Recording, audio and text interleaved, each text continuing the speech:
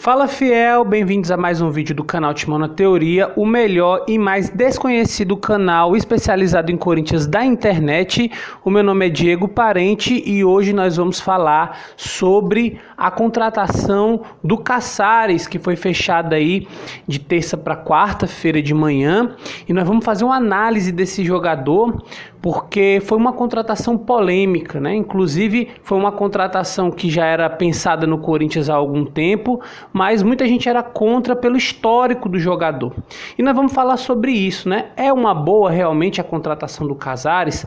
Vale a pena arriscar esse investimento num jogador que tem um histórico problemático? Então nós vamos falar sobre isso, mas daqui a pouquinho. Antes, por favor, você curta e compartilhe o nosso vídeo e se inscreva no canal para continuar recebendo aí todas as nossas postagens, as novidades, as análises dos jogos e tudo mais que a gente produz aqui, tá ok? Então está no ar mais um vídeo do canal Timão na Teoria.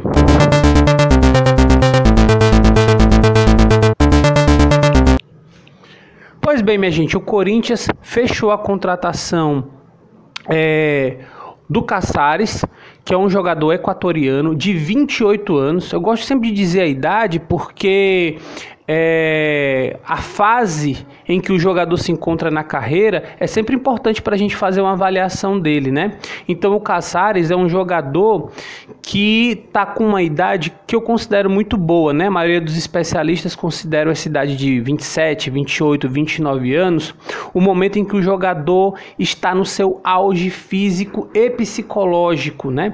E isso se converte em um bom futebol dentro de campo. Então o Caçares tem 28 anos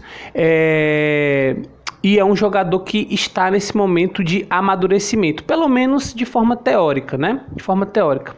O Caçares chegou no Atlético Mineiro em 2016 e desde então fez 41 gols pelo Atlético Mineiro e deu 40 assistências, ou seja, ele participou de uma quantidade enorme de gols. Mas de uns meses para cá não vem sendo utilizado pelo Sampaoli, que inclusive informou a diretoria atleticana que não iria mais contar com o Caçares, assim como fez com o Otero também, que veio para o Corinthians há umas semanas. E o Corinthians, que já tinha dito que não ia fazer mais nenhuma contratação, acabou aí tendo a oportunidade de ter o Otero, de ter o Caçares no elenco para contribuir com o que a gente já tem lá. E eu vou dizer para vocês, eu achei uma ótima contratação do Corinthians, ótima mesmo, mais do que eu esperava para esse momento que a gente vem passando. Eu acho que a gente tem que considerar algumas coisas. Primeiramente é o aspecto técnico. Acho que a primeira avaliação que a gente faz é do jogador, da qualidade dele. Então o Caçares, se tem uma coisa que não se discute, é a qualidade técnica dele. Todos os comentaristas, principalmente os que cobrem o estado de Minas Gerais, que cobrem o Atlético Mineiro, são unânimes em dizer que ele é um jogador diferenciado, acima da média. Ele é um meia mesmo, camisa 10, daqueles que são até raros hoje em dia, mas não é aquele lento, aquele muito clássico. Ele chega ao ataque, faz muitos gols e dá muitos passes. Então ele tem uma grande participação em jogadas perigosas e principalmente em jogadas de gol. É um cara que tem drible, um cara que tem finalização, um cara que tem um excelente passe. Enfim, ele é um jogador de fato com uma condição técnica diferenciada. Ele é um jogador daqueles que mudam o jogo, que desequilibram a partida e que fazem com que um time até mude de patamar técnico. Então, falando simplesmente do campo, que eu considero mais importante, a contratação do Caçares foi muito boa e vai contribuir muito para a qualidade do elenco corintiano, que, como todos nós sabemos, tem lá suas limitações. Então você receber de repente um jogador desse nível ajuda bastante, certo? Uma outra questão importante que eu acho que a gente precisa frisar é que foi uma oportunidade de mercado. O Corinthians não pagou uma grana pelo Caçares, né? Pelo que a gente ficou sabendo aí, pelas notícias, o Caçares vem por empréstimo aproximadamente até o meio do ano que vem, e depois o Corinthians pode renovar o contrato dele, inclusive tem prioridade para isso, por mais 2 anos. Mas o primeiro contrato dele vai até julho do ano que vem, não é um contrato grande. Mas caso ele vá bem e o Corinthians fique satisfeito com as atuações dele, o Corinthians vai ter prioridade para contratá-lo por mais tempo. Ou seja, para o jogador é um contrato de risco. O clube vai ter o jogador por um determinado tempo. Se ele render, se ele não der problemas, se ele fizer o papel dele dentro de campo, o clube pode ir lá e renovar o contrato dele por um período maior. Ou seja, o Corinthians está se resguardando desse histórico que nós falamos no começo do vídeo, disciplinar, né?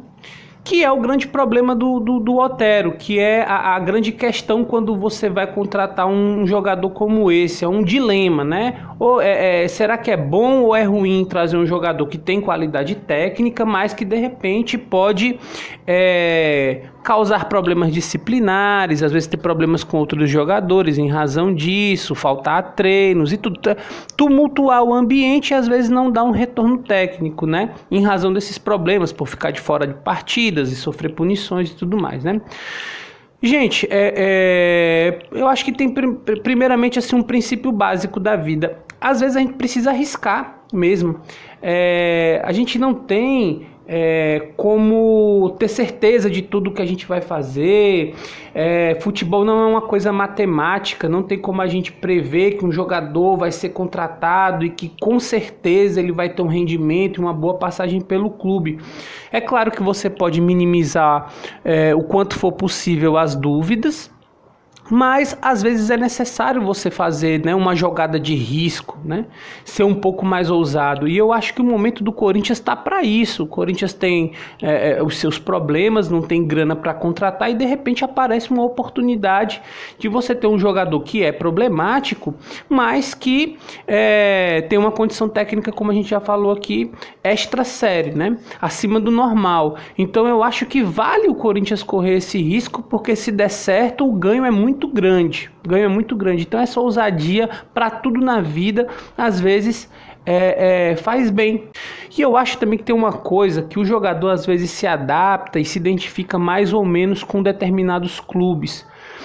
Eu acho que dependendo do trato que o técnico tiver com esse tipo de jogador, a diretoria às vezes consegue estabelecer uma relação onde o cara até faz ali as suas coisas, né, as suas aprontações, mas consegue ter um bom rendimento nos treinamentos, no campo. É importante que a diretoria e o técnico, a comissão técnica, façam com que esse tipo de jogador se envolva com o time, com as ambições, né, com o projeto que está sendo tocado nesse momento. Nós temos alguns exemplos, inclusive, de jogadores que foram recuperados, jogadores importantes que tiveram problemas disciplinares e que foram recuperados. A gente tem um no elenco do Corinthians, né, que é o Jô.